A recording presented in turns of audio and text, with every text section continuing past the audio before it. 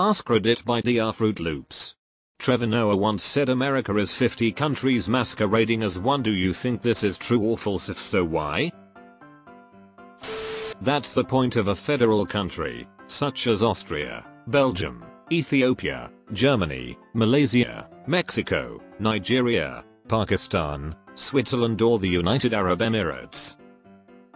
Edit. Alright, got it. Defend the us equals get a bunch of upvotes. You don't even need to look at federal countries. Even hugely centralized countries can have huge regional differences. I come from Brittany, Western France.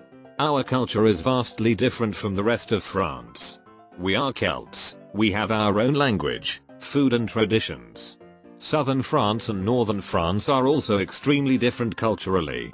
Alsace, Pays Basque and Corsica, just like my own region, have their own specific languages and culture. And I haven't even talked about overseas territories. Anytime I read questions that end in "and why" like this, I think that some 9th grader got assigned an essay and wants Reddit to write it for them. Can you answer that in 2 pages? The whole idea is that there are 50 independent political entities under one flag, so masquerading isn't the best description, but he's not totally off base. He kind of is. I mean, there are large regional differences, sure, but it's not like German vs Italian level differences. You could probably make an argument that it's 3-4 countries trying to act unified, but it's kind of hard, to try to say New Mexico and Arizona are supposedly so far apart from one another that it's basically like going to another country. Sure, the demographics and government change, but it's not that dramatic. Don't know about USA, but this is spot on for India. Languages, cuisine, culture varies wildly throughout the country as you travel from one state to another. The closest analogy to India is probably Europe with respect to diversity in culture. Didn't realize it was applicable to us. They say that if a North Indian and South Indian talk to each other, the only language they'll both speak is English. Just taking the phrase United States of America literally would suggest exactly that. The word state means country, nation, territory organized politically under a government. America is a landmass, that is North America, South America. So yeah, there are 50 states that are united as if they are a single one ruled under another big government, and they all happen to be in America. France is a state, and Poland is a state, and Canada is a state. They just aren't among the United Ones of America. Deleted.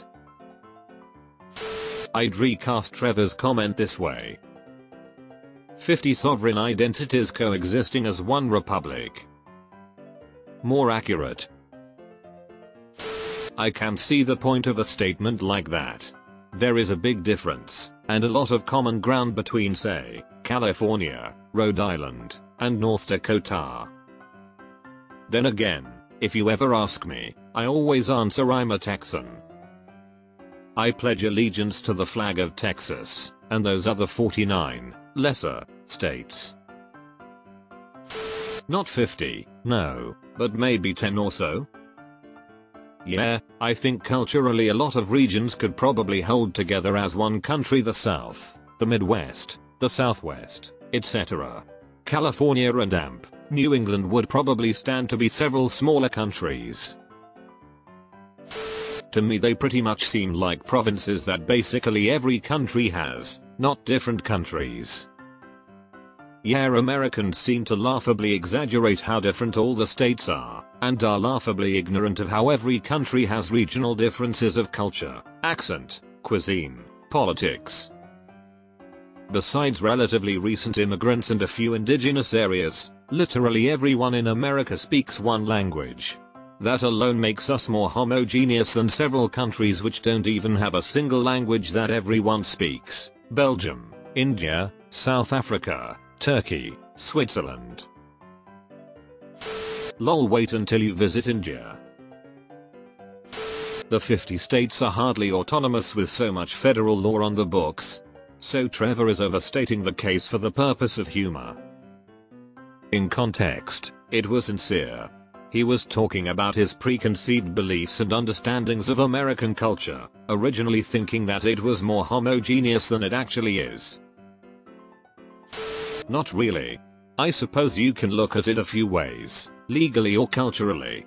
Legally, sure, there's the aspect of states having some amount of control over their own laws, but this tends to only cover specifics and relatively minor stuff in the grand scheme of things, with the country's law taking precedence in most cases. Culturally, there is a fair difference between states, but I still see the overall US cultural identity as stronger than the variations between different states. There's a far greater difference in cultures between, say, countries in Europe, than states in the US. And even within a fairly small country like the UK, I'd say there's just as much of a range in cultures across the country as there is across the US. You guys have the benefit that you almost all speak the same language, English, while over here every country has its own language, sometimes even different religion. This is sort of how most places are. Even within states, I mean the difference between Baltimore, MD and Cecil County, MD is huge. And if you go to France, the difference between Aix and Grenoble is pretty huge. I'm a geographer. False. I take issue with the masquerading part. If you took 1,000 random small cities across America, they'd be indistinguishable and pretty uniformly boring to look at. They'd look pretty much all the same, sadly.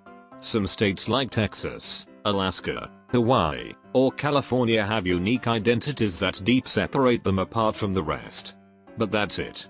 Americans for the most part are the same. Deleted. I like the 7 or 9 nations theory because it's tied to the cultural landscape of the country. Saying each state is its own country is a little simplistic in terms of the way things are run and processed, socially.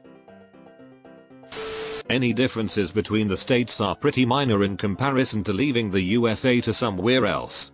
There are differences, but all 50 states are distinctly American, even a place like Hawaii,